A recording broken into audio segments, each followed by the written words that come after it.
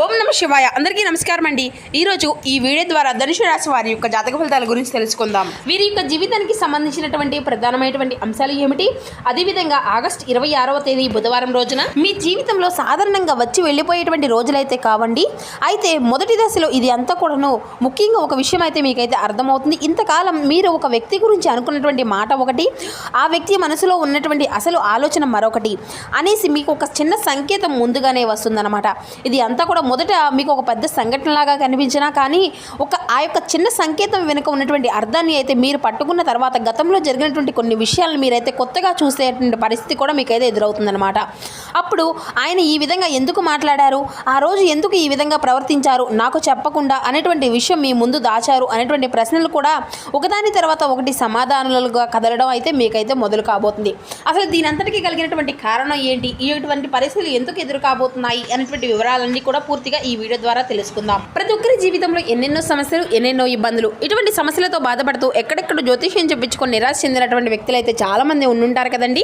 మరి ఇటువంటి వారి అందరికీ కూడా శ్రీ వారాహి అమ్మవారి యొక్క దివ్య ఆశీస్సులతో జ్యోతిష్యం చెప్పబడినండి గురువు గారు శివశక్తి రాజు గారు. మనం ఎక్కడ ఉన్న చోటనే ఉన్నటువంటి మన యొక్క గురుగారిని అయితే ఒక చిన్న ఫోన్ కాల్ ద్వారా కాంటాక్ట్ అవ్వచ్చండి. మన గురుగారి యొక్క కాంటాక్ట్ నెంబర్ వచ్చేసి 6300676472. అది మీకు ఏ విధమైనటువంటి సమస్య అయినా కావచ్చు, కుటుంబం, వ్యాపారం, కోర్టు, విదేశీ ప్రయాణం, ఆరోగ్యం, రాజకీయం, సంతానం, ప్రేమ, పెళ్లి మొదలగు ఎటువంటి గుప్త సమస్యలకైనా మనకి గురుగారు మంచి పరిష్కార మార్గం అయితే విత్ ఇన్ డేస్లోనే మీకైతే లభిస్తుందండి. నమ్మకదగినటువంటి గురువు గారు, ఒక్కసారి నమ్మకంతో ప్రయత్నించి చూడండి, మీకున్నటువంటి సమస్యల చిక్కుల వలన అయితే ఖచ్చితంగా బయటపడగలుగుతారు. ఇక ముఖ్యంగా వివరాల్లోకి వస్తే కనుక ధనుసు రాశి అనేది రాశి చక్రంలోని 9వ రాశి. మూల నక్షత్రం 1, 2, 3, 4 పాదాలు, పురుషుడ నక్షత్రం 1, 2, 3, 4 పాదాలు, ఉత్తరాషాఢ నక్షత్రం 1వ పాదంలో జన్మించిన వ్యక్తులు ఈ యొక్క ధనుసు రాశి పరిధిలోకి వస్తారు. ఈ యొక్క ధనుసు రాశి వారికి అధిపతి గురువు. ఇక మీకు రేపటి రోజున ఇది అంతా కూడా ఒక ద్వాదశ స్థానం అండి. జ్యోతిషపరంగా ద్వాదశ స్థానము అంటే మన కళ్ళకు దూరంగా జరిగేటువంటి విషయాలు, మనకు తెలియకుండా జరిగేటువంటి వ్యవహారాలు, లోపల దాచుకున్నటువంటి భావాలు, ఖర్చులు, ఏకాంత ఆలోచనలు వంటి అంశాలను ముందుకు తీసుకువెళ్తుంది. అందుకే ఈ సమయంలో నీకు ఒక విచిత్రమైనటువంటి అనుభూతి అయితే వస్తుంది. ఎవరు మీతో మాట్లాడుతున్నప్పుడు వాళ్ళు చేసేటువంటి మాటలు కంటే వాళ్ళు చెప్పకుండా వదిలేసినటువంటి విషయం మీకు దృష్టిని ఎక్కువగా ఆకర్షిస్తుంది. ఒక వ్యక్తి మీతో సాధారణంగా మాట్లాడినా ఆ యొక్క మాటల మధ్యలో దాగి ఉన్నటువంటి మార్పులను మీరైతే గుర్తించే స్థితిలోకి వస్తారు. ఇక్కడ శుక్రగ్రహం ఒక ముఖ్యమైనటువంటి విషయం అయితే తెలియజేస్తుంది. మీరు ఇంతకాలం ఒక వ్యక్తిని అతని యొక్క మాటలు ఆధారంగా అర్థం చేసుకున్నారు, కానీ ఇప్పుడు అతని యొక్క ప్రవర్తనను గమనించి అర్థం చేసుకునేటువంటి దశ అనేది మొదలవుతుంది. మాటలు ఒకేలా ఉన్నా కానీ సందర్భంలో మార్పు అనేది ఉంటుంది. గతంలో మీకు వెంటనే సమాధానం ఇచ్చినటువంటి ఆ యొక్క వ్యక్తి ఇప్పుడు ఒక విషయాన్ని దాచేస్తారట. మీతో ఒక విషయాన్ని చెప్పినా కానీ ఆ యొక్క వ్యక్తి అదే విషయాన్ని మరో సందర్భంలో కొంచెం మార్పు అనేది తెలియజేస్తారు. మీరు అడగకపోయినా కానీ కొన్ని విషయాలు మీ ముందుకు వస్తాయి. ఈ యొక్క మార్పులన్నీ కూడా కలిసి చూసినప్పుడు అసలు విషయం ఎక్కడ దాగి ఉందో మీకే అర్థమవుతుంది. ఇది ఎంత కేవలం అనుమానం గురించి కాదు, మీకు తెలియకుండా ఒక సంఘటన అనేది నడుస్తుంది అనేటువంటి భావన అనేది స్పష్టించడం కూడా మీకైతే కాదండి. అయితే రేపటి రోజున కొన్ని సంకేతాలు తద్వారా తీర్పును మార్చకుండా ఒక్కొక్కటిగా కలిసి చూడడం ముఖ్యం. ఎందుకంటే మీకు ఎదురైనటువంటి అసలు బలం, మీలోని గమనించేటువంటి శక్తి, ఇంతకాలం మీరు ఒక వ్యక్తిని కాపాడడానికి, ఒక బంధాన్ని నిలబెట్టుకోవడానికి, ఒక పరిస్థితిని ప్రశాంతంగా ఉంచడానికి చాలా విషయాలను పట్టించుకోకుండా వదిలేశారు. కానీ ఇప్పుడు అదే విషయాలను మీరు మళ్ళీ గుర్తు చేసుకుంటారు. ఇప్పుడు మీకు ఒక విషయం అనేది స్పష్టమవుతుంది. నేను తప్పుగా అర్థం చేసుకున్నానా, లేకపోతే నాకే పూర్తిగా నిజము అనేది చెప్పలేదా అనేటువంటి ప్రశ్న అనేది మీలో బలంగా మొదలవుతుంది. ఇక్కడ బుధగ్రహం పాత్ర అనేది మొదలవుతుందండి. అయితే ఈ యొక్క రాశిలో ఉన్నప్పుడు ఈ యొక్క రాశి వారికి బుధుడు సమాచారం, మాట, సందేశము, సంభాషణ, ఆలోచన, వివరాలను సూచించేటువంటి గ్రహం. అందుకే మీకు దాచిన నిజం నేరుగా ఒక పెద్ద ప్రకటన రూపంలో రావడం కంటే కూడాను ఒక మాట లేదంటే ఒక మెసేజ్, ఒక చిన్న సమాచారం, ఒక వ్యక్తి చెప్పినటువంటి వివరంలో కనిపించే తేడా, ఈ విషయాలన్నింటినీ ద్వారా కూడా మీకు అర్థమయ్యేటువంటి స్థితికి అయితే బలంగా ఉంటుందన్నమాట. మీరు ఒక మాట వింటారు, ఆ యొక్క మాట సాధారణంగానే ఉంటుంది, కానీ అదే సమయంలో మీకు గతంలో విన్నటువంటి మరొక మాట గుర్తుకు వస్తుంది. ఈ రెండు మాటలను కలిసి వచ్చినప్పుడు ఒక చిన్న ఖాళీ అనేది కనిపిస్తుంది కదండి. ఆ యొక్క ఖాళీనే అసలు విషయం. ఇక్కడ ఏదో మీకు నాకు తెలియగా పూర్తిగా చెప్పలేదు అనేటువంటి లోపము అనేది మీకు పూర్తిగా అర్థమవుతుందన్నమాట. ఇదంతా కూడా ఒక స్పష్టత ఇక్కడ మొదలవుతుందండి. ఇదే బుధగ్రహం మీకు ఇచ్చేటువంటి ముఖ్యమైనటువంటి సంకేతం. మీ ముందుకు వచ్చేటువంటి సమాచారాన్ని మీరు కలిపి చూడాలి. ఒకే మాటను పట్టుకొని నిర్ణయం అనేది తీసుకోవడం కాదు. 2, 3 వివరాలు ఒకే దశలో చూపించినప్పుడు మాత్రమే అసలు అర్థాన్ని అయితే తెలుసుకోవాలి. ఇక ఈ యొక్క ప్రభావం మొదటి సంకేతాలుగా పనిచేస్తుంది. ఈ రోజున మీకు ఒక వ్యక్తి నుండి వచ్చేటువంటి చెప్పేటువంటి ఆ యొక్క మాట, ఒక చిన్న సమాచారం లేదంటే మీరు గమనించేటువంటి ప్రవర్తన మీ యొక్క దృష్టిని ఆకర్షిస్తుంది. ఉదయం నుండి సాయంత్రం వరకు సాధారణంగా సాగుతున్నటువంటి రోజుగా మధ్యలో ఒక చిన్న విషయం మీకైతే ఆలోచనలోకి మార్చేస్తుంది అనమాట. ముఖ్యంగా మీకు చాలా కాలంగా పరిచయం ఉన్నటువంటి వ్యక్తి విషయంలో ఒక మార్పు అనేది కనిపిస్తుంది. ఆ వ్యక్తి మీకు దూరంగా వెళ్ళిపోయాడు అనేసి అర్థం కాదు, కానీ మీకు తెలియకుండా ఆ యొక్క వ్యక్తిని తనలో ఒక నిర్ణయం తీసుకున్నాడు అనేటువంటి భావన కలిగించేటువంటి సంకేతం అయితేగా మీకైతే వినిపిస్తుంది. రాత్రి ఈ విషయంలో మీ యొక్క మనసులో ఎక్కువగా తిరుగుతూ ఉంటుంది. మీరు గతంలో జరిగినటువంటి ఒక సంఘటన గుర్తు చేసుకుంటారు. ఆ యొక్క రోజున ఈ ఒక వ్యక్తి చెప్పినటువంటి మాటను అంటే ఆ రోజు జరిగినటువంటి ఒక చిన్న సంఘటన తరువాత వచ్చినటువంటి మార్పు ఇవన్నీ కూడా ఒక్కసారిగా గుర్తుకు వస్తాయన్నమాట. ఇక అక్కడ ఏమవుతుందంటే మీకు ఒక కనెక్షన్ అనేది కనిపిస్తుందండి. అప్పుడు నాకు అంతా కూడా అర్థం కాలేదు కదా, ఇప్పుడు అంతా కూడా అర్థమవుతుంది అనేటువంటి భావన అయితే మీకు కలుగుతుంది. ఇదే రేపటి రోజున మీ యొక్క జీవితంలో మొదటి తలుపనే చెప్పాలి. అయితే ఇక తులారాశి నుండి 6వ స్థానంలో శనిగ్రహం మీనంలోకి సంచరిస్తూ ఉంటాడు. అయితే ఈ యొక్క వక్రస్థితిలో అంతా కూడా మీకైతే కొనసాగుతున్నారు. లాహిరి సీరియల్ లెక్కల ప్రకారం ఈ సమయంలో శని మీనంలో సుమారు 20 డిగ్రీల వద్ద ఉన్నారు. 6వ స్థానం అంటే పనిపోటీ బాధ్యత అప్పగించిన యొక్క పనిని పూర్తి చేయడము, రోజువారీ క్రమశిక్షణ, అడ్డంకులను దాటడం వంటి అంశాలు అన్నిటినీ కూడా సూచిస్తుంది. శని ఇక్కడ ఉన్నప్పుడు ఒక్కసారి తలుపులు తెరుచుకోవడం కంటే కూడాను మీరు వదిలిపెట్టకుండా పట్టుకున్నటువంటి పని చివరకు ఫలితం చూపించేటువంటి దిశలు, పరిస్థితులు అయితే కనబడుతున్నాయి. ఇక ఇక్కడ ఒక విషయం అయితే చాలా ముఖ్యమైనదండి. మీరు గతంలో ఒక పని అనేది మొదలుపెట్టి మధ్యలో ఆపేశారు. ఇంకొక ప్రయత్నం అనేది స్పందన రాక వెనక్కి తగ్గారు. మరొక విషయం, ఇది అంతా కూడా నాకు సరైనటువంటి దారినే అనేసి మీరే అంటే మీకు మీరుగానే ప్రశ్నించుకున్నారు. కానీ ఇక్కడ నుండి ఒక మార్పు అనేది మొదలు కాబోతుంది అనమాట. ఇక ప్రతి ఒక్క విషయానికి వెంటనే ఫలితము అనేది రావాలని చూడకుండా ఏదో ఒక నిజము అనేది మీ యొక్క జీవితానికి అవసరమో దానిపైన దృష్టి పెట్టడం మొదలు పెడతారు. శని మీకు ఇచ్చేటువంటి బలం ఇదే తొందర అనేది తగ్గిస్తుంది, నిర్ణయం అనేది నిలబడుతుంది.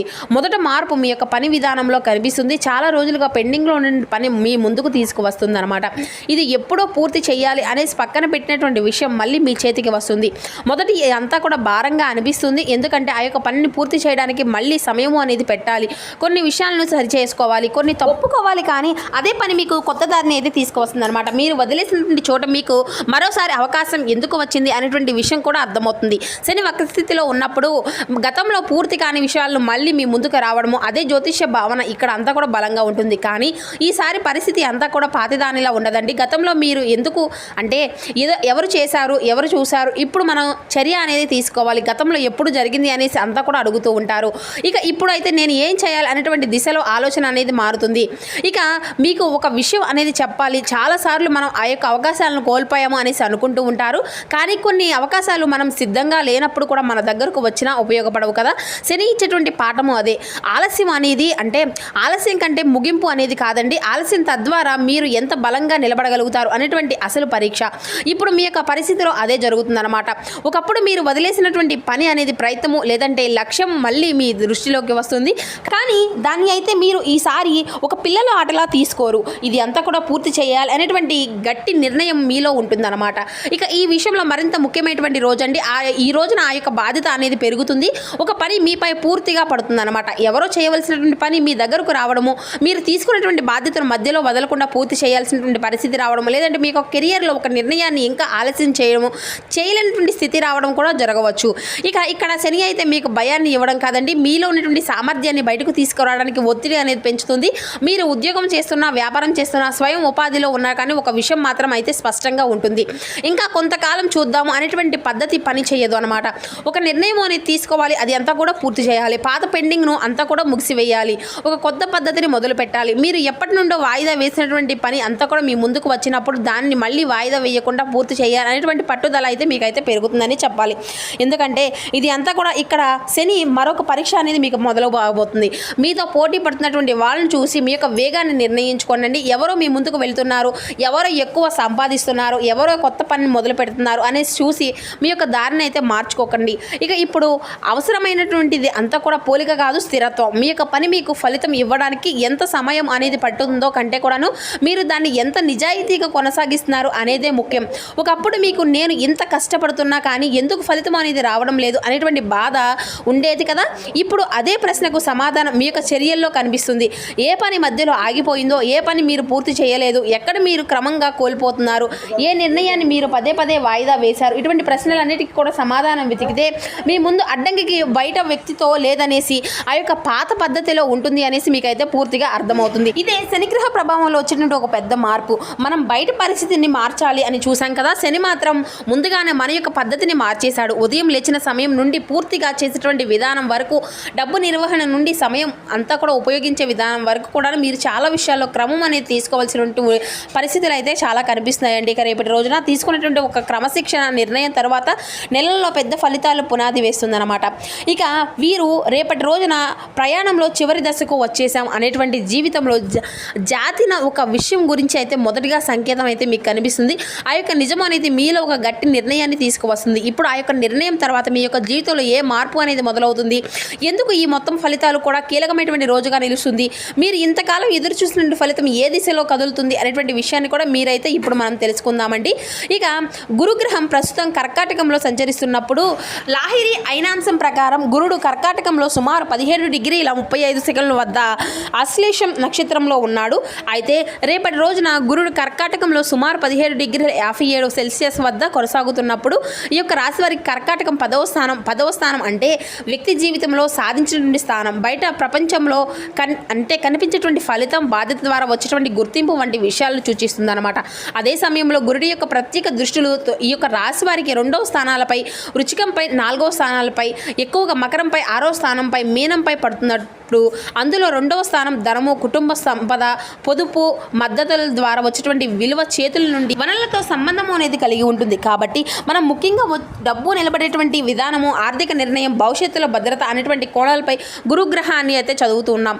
అయితే రేపటి రోజున అసలు మార్పు ఏంటి అంటే మీకు డబ్బు రావడం మాత్రమే కాదు, డబ్బు వచ్చిన తర్వాత అది ఎక్కడి నుండి వెళ్తుందో అనేటువంటి విషయం దృష్టిలోకి అయితే వస్తుందన్నమాట. ఇంతకాలం ఒక పని కోసం ఖర్చు చేశాము, ఆ యొక్క అవసరం కోసం డబ్బు పెట్టాలి, ఇక ఇంత చోట నుండి కూడా తద్వారా అంతా కూడా మీరైతే తెలుసుకోగలుగుతారు, అంతా కూడా వదిలేస్తూ ఉంటారు. కానీ రేపటి రోజున వచ్చేసరికంటే మీ యొక్క ఆర్థిక పరిస్థితి కొత్తగా చూసిన ఆలోచనలు కూడా మొదలవుతాయి. మీకు ఒక ప్రశ్న అనేది వేసుకుంటూ ఉంటారు, నేను సంపాదించేది ఎంత, దానికంటే నేను నిలబెట్టుకునేది ఎంత అనేటువంటి ప్రశ్న. ఈ 2 ప్రశ్నల మధ్య తేడా చాలా పెద్దది. సంపాదన పెరగడం ఒక విషయం, సంపాదించుకొని నిలబెట్టుకోవడం మరొక విషయం. గురుగ్రహం మీ 2వ స్థానంపై దృష్టి అనేది చేస్తున్నందున ఈ యొక్క సమయంలో ఆర్థిక విలువలు కొత్తగా అర్థం చేసుకునేటువంటి దశ అనేది మొదలవుతుంది. ఉదయం ఈ యొక్క విషయం మీకు ప్రత్యేకంగా అర్థమయ్యేటువంటి సమయం. ఆ యొక్క అంటే మీకు ఆర్థిక నిర్ణయం మీ ముందుకు వస్తుందన్నమాట. ఒక చెల్లింపు గురించి కావచ్చు, లేదంటే ఒక సేవింగ్స్ నిర్ణయం అనేది గురించి కావచ్చు, ఒక పెట్టుబడి గురించి ఆ యొక్క ఆలోచన కావచ్చు, లేదంటే చాలా రోజులుగా మీరు పట్టించుకునే ఒక ఆర్థిక వ్యవహారాన్ని సరిచేసుకునేటువంటి సమయంగా కూడా కావచ్చు. ఇక ముఖ్యమైనటువంటి విషయం, తొందరపడి నిర్ణయం అనేది తీసుకోవడం కాదండి, మీ యొక్క భవిష్యత్తుకు ఉపయోగపడేటువంటి నిర్ణయం అనేది తీసుకోవాలి. గురుగ్రహం కర్కాటకంలో వచ్చే స్థితిలో ఉండడం వల్ల ఈ సమయంలో పెరుగుదల అనేటువంటి భావన బలంగా ఉంటుంది. కానీ జ్యోతిష్య గురువు వచ్చేటువంటి పెరుగుదల అనేది కూడాను కేవలం డబ్బు వస్తుంది అనేటువంటి వాక్యంతో ముగియదు అనమాట. ఇది అంతా కూడా మీకు ఉన్నటువంటి వనరులను సరిగ్గా ఉపయోగించుకోవడం, సరైనటువంటి విలువ ఉన్నటువంటి విషయాలను డబ్బు కేటాయించడం, భవిష్యత్తుపై ఉపయోగపడేటువంటి నిర్ణయం తీసుకోవడం కూడాను ఈ యొక్క గురుగ్రహంలోకి వస్తాయండి. ఇక ఒక విషయం అయితే చాలా బలంగా గుర్తుంచుకోవాలి, మీ చేతికి వచ్చేటువంటి అవకాశం కంటే కూడాను మీరు తీసుకునేటువంటి ఆర్థిక నిర్ణయమే చాలా ముఖ్యమైనది. ఎందుకంటే ఒక అవకాశం అందరికీ ఒకే విధంగా ఫలితం ఇవ్వదు కదా, దాన్ని ఎవరు ఏ విధంగా ఉపయోగించుకుంటారు అనేదే ముఖ్యం. ఈ సమయం మీకు ఇది ఇప్పుడు కావాలి అనేటువంటి ఆలోచన కంటే కూడాను ఇది నాకు నిజంగా అవసరమే అనేటువంటి ఆలోచన అయితే మీకు ఎరుగుతుందండి. ఇంతకాలం మీకు డబ్బు విషయంలో ఒక భాగం ఎక్కడికి వెళ్ళిందో మీకే స్పష్టంగా తెలియనటువంటి పరిస్థితి ఉంటే ఇప్పుడు దాని యొక్క పద్ధతిని తీసుకురావాలనేసి అనిపిస్తుంది. ఖర్చులు గమనించడం, అవసరానికి చెల్లించి తగ్గించుకోవడము, భవిష్యత్తు కోసం మీ యొక్క భాగాన్ని పక్కన పెట్టడము, పెద్ద నిర్ణయానికి ముందు 1-2 సార్లు ఆలోచించడం, ఇవి అన్నీ కూడాను చిన్న విషయాలలా కనిపించినా కానీ అది మీ యొక్క స్థిరత్వానికి ఇవే ఒక పెద్ద పునాదిగా ఉపయోగపడుతుంది.